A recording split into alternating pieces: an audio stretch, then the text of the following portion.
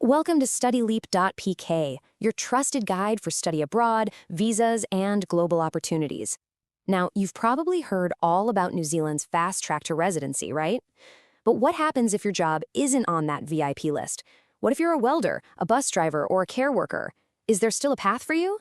You bet there is, and today we're going to break down exactly how it works. So your job isn't on that Tier 1 list for immediate residency? Don't sweat it. Seriously, there is another, very clear path forward. It just takes a slightly different approach. This is what's called the 2-year pathway. We're going to dive deep into this work to residence visa, and I'm going to show you exactly which jobs qualify, the specific hourly wages you need to aim for in 2026, and a super critical 24-month clock that you absolutely have to understand to make this work. All right, let's get right into it. Unlike that fast track, this pathway is all about showing your commitment to New Zealand over time. You don't get residency on day one, you earn it. And the good news is there's a simple 3-step process to get you there. And the process itself is surprisingly straightforward. It really just boils down to 3 simple steps. First, you've got to secure that job offer and get an accredited employer work visa, the AEW. Step 2, and listen, this is the most important part, you work for 24 months in that specific job. Then, after those 2 years are up, you hit step 3, you can finally apply for the work to residence visa. Okay, so who qualifies? Let's kick things off with the first major category, the Green List Tier 2. This is where you're going to find a whole bunch of in-demand trades and technical jobs. And as you'll see in a second, they come with some pretty solid wage requirements. The very first number you need to burn into your brain is this one. It's the baseline for this whole category.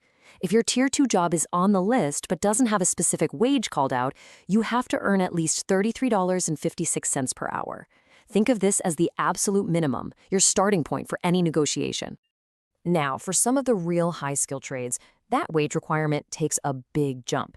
We're talking about the heavy hitters here, like crane operators, welders, and metal fabricators. For these roles, the bar is set way higher.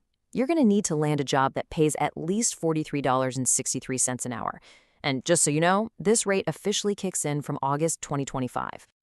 For another group of really skilled professionals, the magic number to remember is $38.59 an hour. This applies to a bunch of roles like civil machinery operators, telecommunications technicians, and even folks in the auto industry like panel beaters and vehicle painters.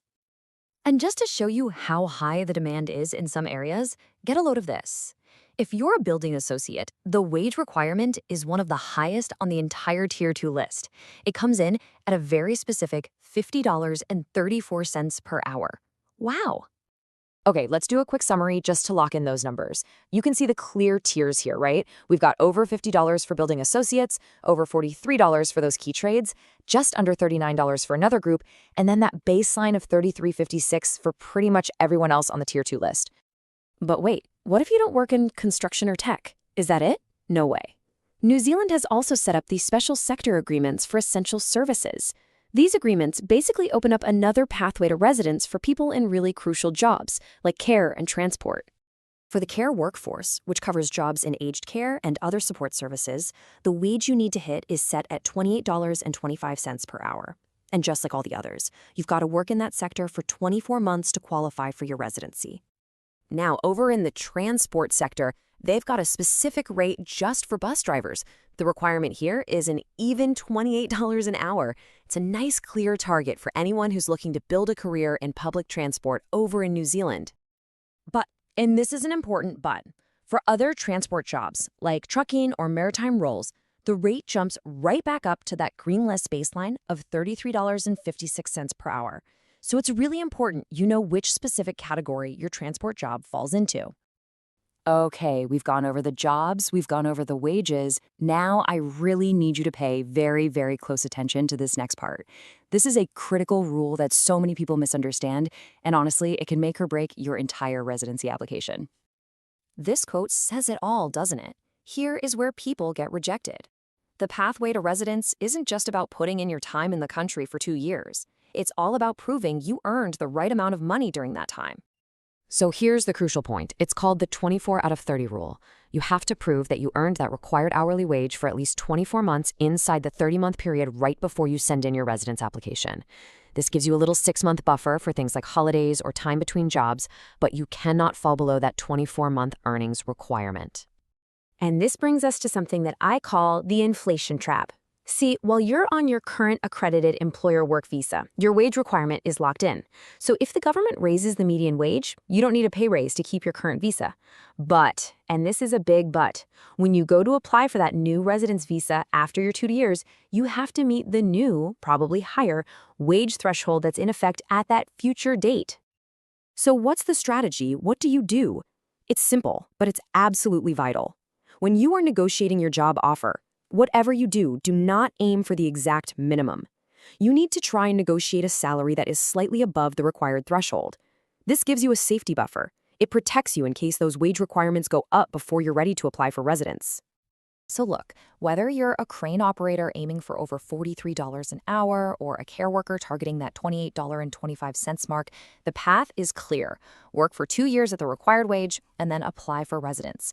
But none of it can even start without one single thing. And that one thing is a job offer. But not just any old job offer. It absolutely, positively must be from an official accredited employer. This is the non-negotiable first step. It is the key that unlocks this entire process. So the big question is, how do you find one? Well, in our very next explainer, I'm actually going to share my screen and walk you through the official accredited employer tool. I will teach you exactly how to check if a company is accredited before you even think about sending them your CV. This is a step you cannot afford to skip. Make sure you do not miss that crucial tutorial. Go ahead and like this explainer, share it with anyone you know who might need it, and of course, subscribe to StudyLeap.pk for more essential visa and study abroad updates. So are you ready to find your accredited employer in New Zealand? I hope so. See you in the next video.